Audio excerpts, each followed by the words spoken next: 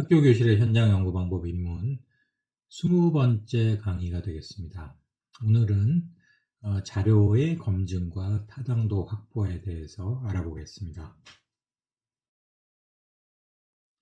우리는 결과를 놓고 해석을 할 때 과연 이 해석이 제대로 된 것인가, 또 근거 자료로 제시하는 것들이 충분한가, 이런 것에 대한 의심을 할 수밖에 없죠.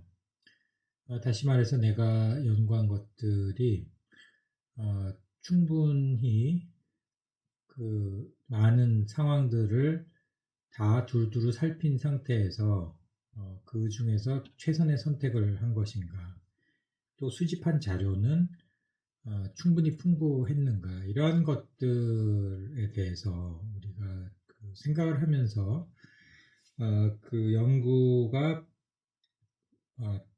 충분한 타당성을 갖고 있는가를 알아보는 것도 필요할 것 같습니다.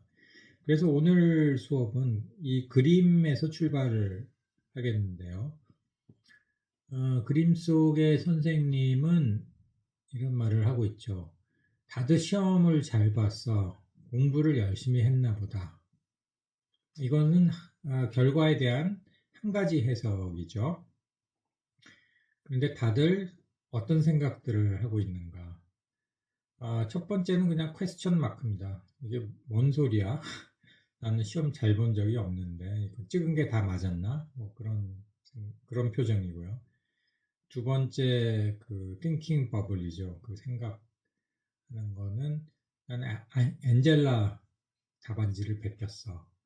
세 번째는 I'm a good guesser. 나는 잘 찍어. 그냥 그냥 그냥 운 좋게 잘 맞았어. 그 다음은 I read the right pages in the book. 내가 읽은 데서 딱 문제가 출제됐네. 그 마지막으로는 이거 재수강하는 거라서 작년에 했던 거야. 그렇다면은 맨 아래 is the teacher's assumption correct? 다시 말해서 이 선생님의 가설, 모두들 열심히 공부했을 거다라는 가설은 올바른 것인가? 이처럼 우리는 결과만을 놓고 보았을 때 한 가지의 추론에서 그친다면은 또 다른 가능성을 놓칠 수도 있다는 겁니다. 그래서 이제 본격적으로 이와 관련된 이야기를 하도록 하겠습니다. 네, 현장 연구나 또 현장 연구 기반의 질적 연구에서 타당도를 얘기를 할 때 타당도는 어떻게 우리가 가늠할 수 있을까를 생각을 해봐야 되겠죠. 양적 연구에서는 그 결과의 타당도가 높다는 것은 그 똑같은 상황에서 똑같은 연구 절차를 밟았을 때 그 반복 가능성을 봅니다. 그래서 그 결과의 복제 가능성을 주목하는 게 그 타당성과 관련이 양적 연구에서 있다면은 질적 연구에서의 그 타당도를 얘기를 하는 것은 뭐 상황을 갖게 통제할 수가 없다는, 그러니까 자연적인 상황에서 하는 연구가 현장 연구이고 질적 연구이기 때문에 그 연구자가 얼마나 그 연구 과정에 있어서 치밀하고 또 그 여러모로 잘 살피면서 했는가가 제일 중요한 그 타당도를 우리가 알 수 있는 부분이 되는 겁니다. 그래서 그 타당도라는 용어 자체가 양적 연구에서 왔기 때문에 신뢰 가능성이라든지 일관성 이런 용어들을 같이 사용을 하죠. 그래서 우리가 타당도라는 용어 자체가 질적 연구에 맞지 않다고 해서 사용하지 않는 분들도 있고요. 또 뭐 다른 그 용어로 대체하기도 하는데 여기서는 이해를 돕기 위해서 그냥 그 타당도 validity라는 그 용어를 그냥 두었습니다. 그렇다면 연구하는 입장에서 타당도를 높이는 것이 중요하겠죠. 그래서 여기서 이제 제시한 네 가지는 그 타당도를 높이기 위한 전제 조건으로 볼 수가 있습니다. 우선 그 연구자의 위치, 경험, 성찰 정도. 다시 말해서 연구자가 스스로에 대해서 얼마나 잘 그 위치 선정을 하는가. 또 충분히 그 자신의 경험에 대해서 그 돌아보고 그 연구 현장에서 일어난 것들이 자신에게 어떤 의미로 비춰졌는지에 대해서 잘 곰씹어 보았는가 이러한 것들이 되겠죠. 두 번째는 제보자의 적절성. 다시 말해서 만나는 사람들이 현장 연구에서는 굉장히 중요한데요. 그 적절하고 또 그 다량의 정보를 나한테 제공해 주는 사람. 다시 말해서 그러한 사람을 선정하는 것. 그게 이제 굉장히 타당도를 보았을 때 좋은 사람을 만나는 것이 중요하겠죠. 세 번째로는 자료 수집 방법의 효율성과 충분성. 무작정 오랜 기간 동안 많이 수집하는 것만이 능사는 아니고요. 얼마나 다양한 정보가 담겨 있는 다채로운 자료를 일정 기간 안에 수집을 했는가. 그게 바로 이제 효율이겠죠. 그리고 또 이게 충분한 내용들이 담겨 있는가. 내가 갖고 있는 연구 주제를 떠올렸을 때 그것과 관련된 모든 각도에서의 그 충분한 이야기들을 다 수집을 할 수 있었는가.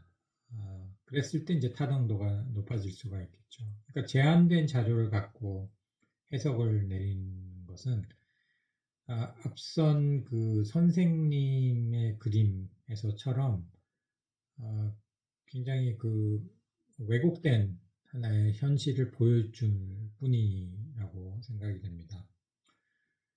마지막으로 자료 분석의 적절성. 자료 분석에 대한 수업도 이미 진행을 했습니다만, 그 분석 단위도 중요하고요. 또 분석의 깊이도 중요하고요. 그러기 위해서는 이제 좋은 양질의 자료를 기반으로 한 분석이 이루어져야 되겠죠. 이 또한 분석을 충분히 잘 할 수 있는 그러한 안목을 가졌을 때 타당도가 높아질 수 있다는 것을 이야기합니다. 다음으로 타당도와도 관련 있는 내용인데요. 질적 연구에서 그 수집한 자료의 그 질이 중요하다고 했었죠. 그럼 그 자료는 어떻게 검증을 할 것인가? 이게 제대로 된 인포메이션인가? 가령 누구를 그 면담을 했을 때 그 면담 내용이 신뢰할 만한가? 이런 것들을 확인을 해볼 필요가 있죠. 이게 이제 바로 자료의 검증인데요. 대표적인 그 검증법을 트라이앵귤레이션이라고 합니다. 그 삼각 검증법인데 원래 트라이앵귤레이션 그러면 떠오르는 그 분야는 토목 분야예요. 토목. 그래서 그 건물을 짓기 전에 땅을 파야 되잖아요.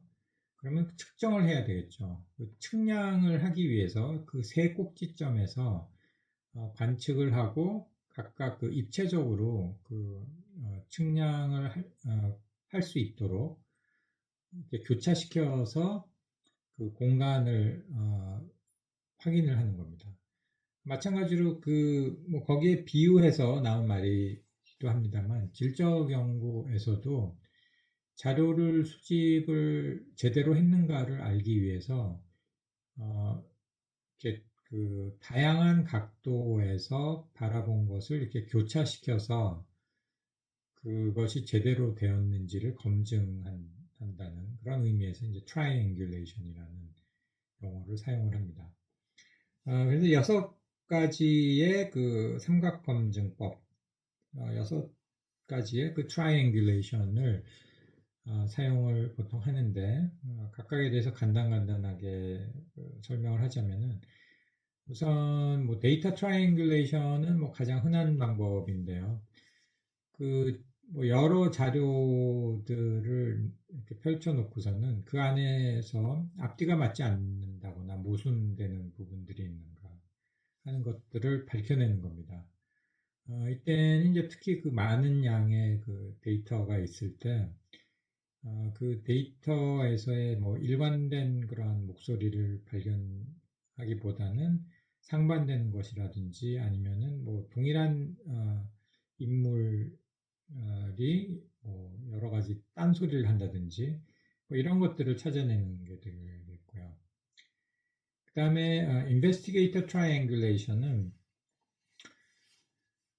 그 연구자가 1인 단독으로 한 게 아니라 2명 이상의 연구자가 동시에 현장 연구를 하고 각각 수집한 자료들을 이렇게 교차시켜서 그 연구자 각각의 입장에서 뭐 하나의 관점이 형성이 되죠. 그런 것들을 서로 비교를 하면서 그 수집한 자료가 제대로 된 자료인가, 아니면은 그 안에서 불협화음이 있어서 무엇이 잘 맞지 않는다거나 또는 뭐 상반되는 부분이 있을 수도 있고, 그런 걸 통해서 자료를 검증하는 방법이죠. 그러니까 연구자가 2명 이상인 경우고, 그다음에 within method는 뭐 방법 내 삼각 검증. 그래서 쉽게 말하자면 뭐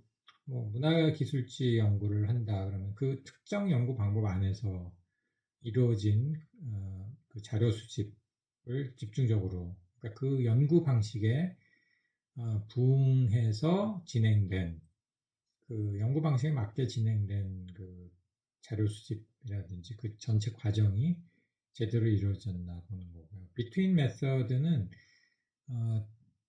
2가지 이상의 다른 연구 방법들이 연구 방법으로 자료를 수집을 했을 때 그게 이제 비교 가능한 상태가 되는 거죠. 그래서 뭐 생애사 연구를 통해서 면담 자료를 수집한 거하고 또뭐 문화기술지 연구를 통해서 수집한 거하고 이런 것들이 다른 방법이지만 그 동일한 주제와 동일한 어떤 집단을 대상으로 했을 때 단지 그 연구 방법적인 차이에 의해서 오는 그러한 차이점들이 뭐 어떤 의미 있는 차이점인가 아니면은 뭐 그러한 차이가 무시해도 좋을 만큼 일관된 어떤 그 경향을 보이는가 이런 것들을 주로 비교하면서 보는 게 되겠고요. 그 다음에 theory triangulation은 뭐 어떤 연구 주제를 갖고 연구 문제를 만들어서 대상을 바라본다고 했을 때 이론적 삼각 검증 같은 경우는 한 가지 이론만이 아니라 뭐 2-3가지 이론을 가지고 그 자료를 바라보는 거죠. 그랬을 때 각각의 이론적 관점에서 생성되는 이러한 그뭐 자료에 대한 분석이라든지 또는 자료 그 자체가 이게 쓸만한가, 그 안에서 뭐 이렇게 그 각각 다른 이론으로 접근을 했을 때 맞지 않는 부분 또는 지역적인 부분들, 이렇게 가지치기 해도 되는 부분들이 무엇인가 이런 것들을 이제 확인을 할 수 있게 되는 거죠.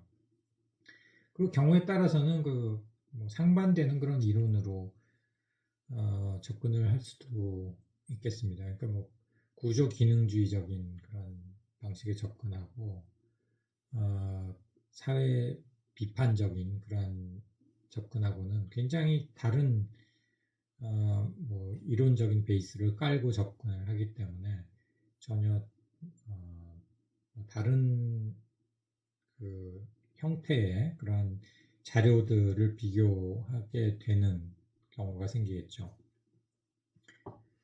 마지막으로는 이제 전문가 삼각 검증인데요. 뭐 여러분이 아무리 뭐 특정 분야에 대해서 잘 안다고 해도 사실 그 분야에 종사한 전문가보다는 지식이 떨어질 수밖에 없죠.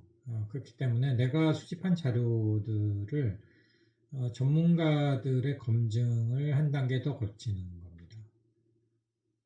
그래서 내가 알고 있는 지식 이외에 또 덧붙여지는 그러한 사실들 또는 뭐 해석의 소지 이러한 것들을 찾아낼 수가 있고요.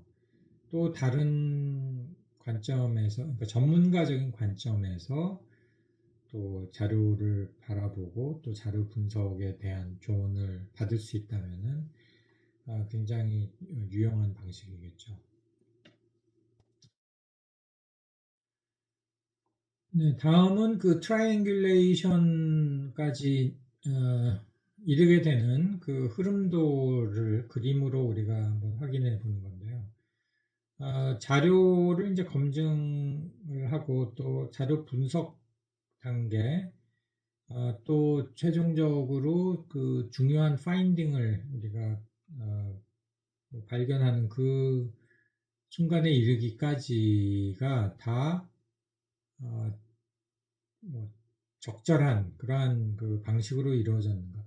그것을 이제 검증을 하는 방법으로 트라이앵귤레이션을 사용을 하죠. 근데 여기서는 보시다시피 뭐 서베이 같이 양적 연구도 트라이앵귤레이션 방식으로 검증을 할 수도 있다는 것을 볼 수가 있죠. 그래서 그 데이터를 어떻게 수집을 했는가, 그게 서베이 데이터가 될 수도 있고, 포커스 그룹에 의해서 FGI로 얻은 데이터일 수도 있고, 주 제보자 면담, 그러니까 심층 면담을 통해서 한 것일 수도 있고, 데스크 리뷰는 뭐 문헌 연구 같은 거를 통해서 2차 자료를 통해서 수집한 자료가 될 수도 있고, 일단 그 원 자료가 있으면은 원 자료를 갖고 그 다음에 구체적으로 그 데이터 분석이 이루어지겠죠. 이것도 마찬가지로 뭐 양적, 질적 다 해당되는 부분입니다. 그래서 어떤 식으로 질적 연구는 여기서 보면 알겠지만 그 언어적인 자료를 어떤 식으로 정리를 하는가, 서머리 시트라는 그런 용어가 등장하고 있죠. 여기 보면은 서머리 시트, 그래서 그 전에 배운 뭐 근거 이론 같은 데서도 우리가 볼 수 있는데 그 핵심 정보를 담고 있는 그러한 그 내용들을 그 수준에서 정리를 하는 겁니다. 반면에 이제 양적 연구 같은 경우는 뭐 차트나 그래프나 표 이런 걸로 정리를 하겠죠. 근데 뭐 양적, 질적 모두 뭐 identification of key findings, 그래서 주요 결론으로 나아가는 데 있어서 무엇을 발견을 했는가, 결국 그 데이터를 통해서 드러나는 어떤 그 사실이 무엇인가, 이런 것들이 나오게 되고요. 그럼 이제 거기서 그냥 그쳐버리면은 아무래도 깨름칙하겠죠. 그래서 이제 트라이앵귤레이션 단계가 추가가 되는 겁니다. 그래서 여기서는 compare and contrast라는 용어가 나오고요. 그래서 그 아까 앞선 슬라이드에서 제시한 여러 가지의 그 트라이앵귤레이션 방식 중에서 적절한 방식을 여러분들이 선택을 해서 이와 같이 compare and contrast를 할 수 있도록 그렇게 진행을 하면 됩니다. 그래서 특히 그 한 가지 데이터 소스보다도 더 많은 그런 자료를 통해서 확인될 수 있는 것들이 아무래도 그 타당도가 높다고 얘기를 할 수가 있죠.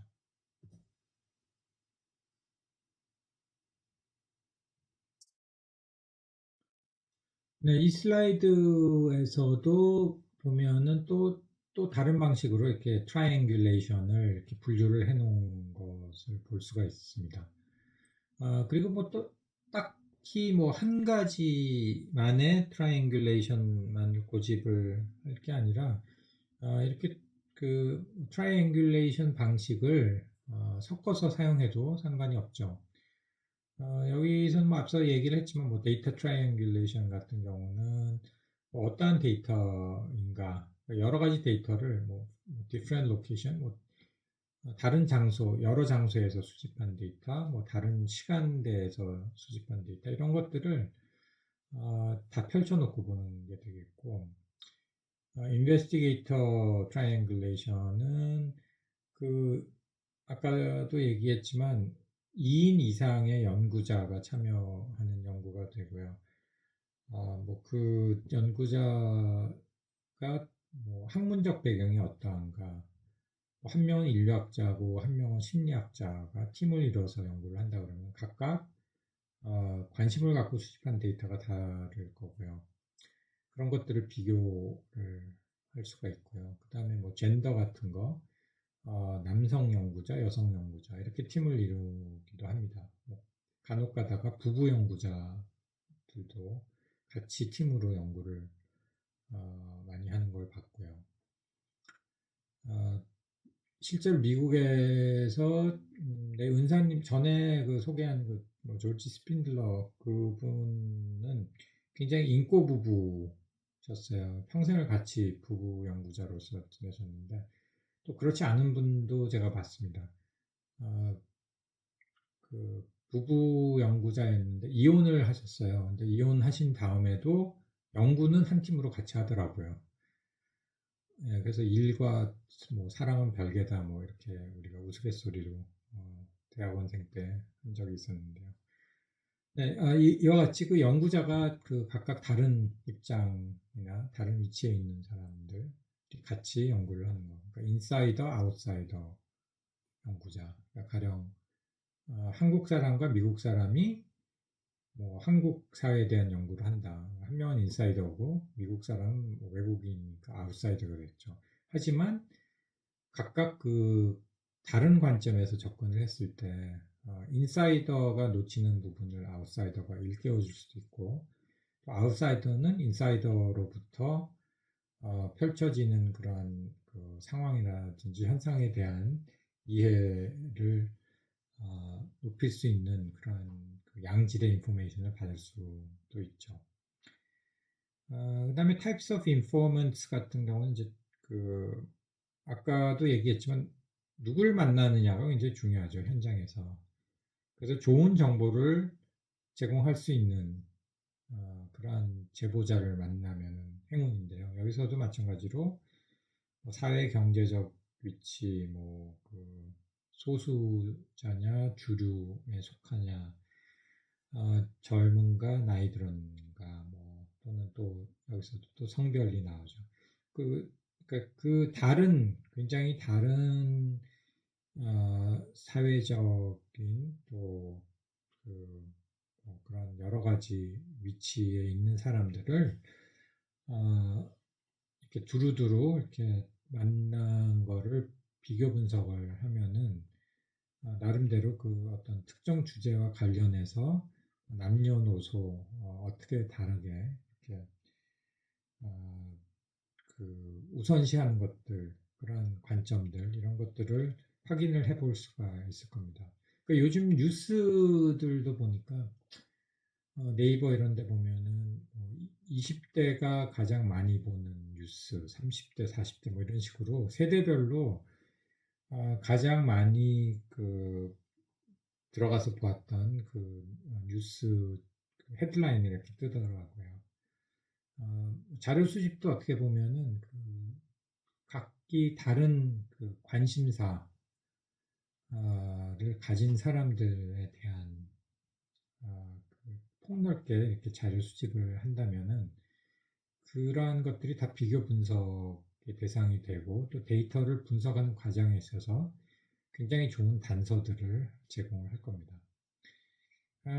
마찬가지로 그 methodological triangulation도 방법론적으로 이것도 앞서 얘기를 했지만 뭐 within method 또는 intra method라고도 불리고요. 또는 between, across, method 이렇게 하는데 이것도 그 방법론을 뭐 일관되게 하나의 방법론을 이용하는 것과 여러 개의 방법론을 동시에 병행했을 때 결과에서의 차이를 보이는가 이런 데 주목해 볼 수가 있죠. 그렇다면은 아마도 이러한 그 데이터 트라이앵귤레이션 그 방식을 혼용해서 적절하게 사용한다면은 여러분들이 자료 수집을 한 이후에 그 산더미 같은 자료를 앞에 두고 이거 어떻게 해야지 이제부터 뭘 해야 되니까 막 이렇게 괴로워할 필요 없이 그 아주 그 즐겁게 자료 분석을 시작을 할 수 있을 겁니다. 왜냐면은 일단 자료 분석을 하고 그러니까 일을 벌려놓고 얼마든지 이 트라이앵귤레이션을 통해서 자신이 분석한 그 내용을 확인을 하고 수습을 할 수 있기 때문에 그 자료 분석 단계를 또 다시 다시 돌아가서 그 확인을 하고 또 더 좋은 분석과 해석이 나올 수 있도록 하는 하나의 그 방식으로도 우리가 볼 수가 있죠. 그래서 단순히 검증뿐만이 아니라 그 앞선 과정에서 이루어졌던 그런 부분들을 더 잘 만들어 가는데 트라이앵귤레이션이 굉장히 유용하다 그렇게 말할 수 있습니다. 네, 그럼 지금까지는 뭐 데이터 수집과 분석에 대한 이야기를 했고요. 또 그것이 제대로 되었는지를 검증하는 그런 방식에 대한 것을 소개를 했는데요. 그럼 전반적인 그 연구의 질을 총괄해서 평가하기 위한 몇 가지 기준은 무엇일까를 한번 살펴보도록 하죠. 여기서는 5가지의 그 의문형 문장으로 정리를 해봤습니다. 다시 말해서 이렇게 총체적으로 이 연구가 제대로 된 건가를 가늠하기 위한 점검 리스트라고 생각을 하시면 됩니다. 여기에 다 yes로 1, 2, 3, 4번까지 yes로 답하고 5번째 가서 뭔가 자신이 그 내세울 수 있는 그러한 그 연구와 관련된 공헌이 있다면은 그러면 아주 퍼펙트겠죠. 우선 뭐 첫 번째는 연구 문제가 제대로 자료의 수집과 분석을 이끌어가는가. 그러니까 연구 문제 따로, 자료 수집 따로, 분석 따로 이렇게 따로따로 놓으면은 그 도대체 뭘 쓰는지를 알 수가 없는 겁니다. 드물긴 하지만 가끔 그렇게 쓰여진 예비 논문을 저한테 들고 오는 학생들도 있었어요. 그래서 연구 문제에서는 뭐 가령 청소년들의 뭐 학교를 떠나는 이유에 대해서 분석을 하고 싶다. 그건 이제 학생들이 왜 그 중도 포기나 탈락을 하는가 이런 거를 이제 연구 문제로 만들어 왔는데 자료 수집한 거 보면은 엉뚱한 걸 했어요. 뭐 학생들이 뭐 선호하는 그런 뭐 교사 유형 뭐 이런 거 물론 그 뭐 교사라는 그 하나의 대상이 학생들에게 미치는 영향력이 크기 때문에 거기에 따라서 교사도 중도 탈락 요인으로 본다면은 뭐 그럴 수도 있는데 근데 그게 막 주가 되어서는 안 되겠죠. 다른 여러 가지 요인들을 분석을 해야 되는데 근데 뭐 집중적으로 뭐 교사와 관련된 이야기만을 수집을 해왔고 또 분석도 그 한쪽으로 치우쳤기 때문에 결국은 교사들과의 그런 역동을 통해서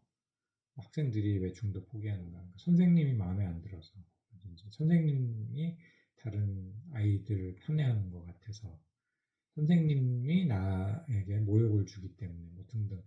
그러니까 이거는 이제 자료가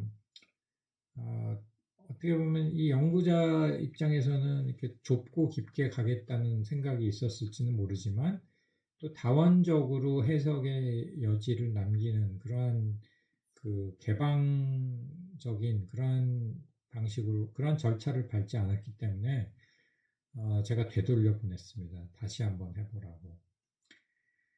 네, 그 다음에 2번은 그 자료 수집과 분석이 충분한가. 이거는 뭐 앞서서 얘기한 거지만 아무래도 그 풍부한 자료 위에서 우리가 그 추려내는 과정을 거치기 때문에 원자료가 빈약하다면은 거기서 뭐 건질 수 있는 것도 뻔하겠죠. 세 번째는 뭐 항상 나오는 이야기지만 연구자가 어떤 관점에서 이 연구를 진행을 했는가. 그리고 또 뭐 지나친 편견이라든지 그 연구자의 세계관이 너무 많이 반영이 되지는 않았는가 이런 것들을 한번 점검을 해야 되겠고요. 그리고 네 번째는 뭐 뒷받침할 수 있는 근거와 이론적 설명이 충분한가. 이론에 대해서 많이들 어렵게 생각을 하는데요. 그냥 간단하게 비유를 하자면은 이론은 하나의 그 연구 파인딩을 담는 그릇이라고 생각을 하면 돼요. 그래서 좋은 이론을 갖고 있으면은 마치 우리가 요리를 했을 때 그러니까 원 자료는 이제 그 요리할 재료를 다듬어서 그거를 잘 이렇게 그 조합을 만들어서 요리가 나오잖아요. 그러면은 이론적인 틀이 없다. 그 결과만 있다 그러면은 아주 그 맛있고 먹음직스러운 음식을 만들어 놓고 그냥 뭐랄까 신문지 위에다가 이렇게 펼쳐놓고 먹는 게 돼버립니다. 그래서 이론은 그 좋은 그릇이라고 생각을 하고 자신이 연구한 것들을 잘 담아낼 수 있도록 하는 게 중요한데요. 그래서 그러한 설명이 결여된 채로 그냥 뭐 연구 결과만 한다 그러면 굉장히 좀 아쉬움이 많이 남고 또 다른 사람들 입장에서 많은 부분이 결여된 그러니까 이론적으로 성숙하지 못한 그런 연구일수록 비판에 대해서 방어하기가 굉장히 어려워지죠.